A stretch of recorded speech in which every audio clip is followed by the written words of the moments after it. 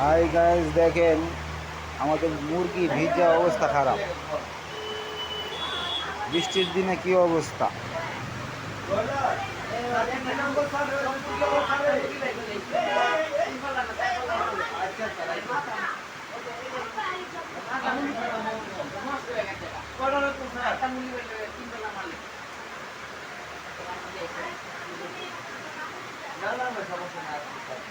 এমনি খবরটা লয়ে নিতে হয়, প্রতিদিন খবর মানে যখন নাকি তখন খবরটা লয়ে নিতে হয়।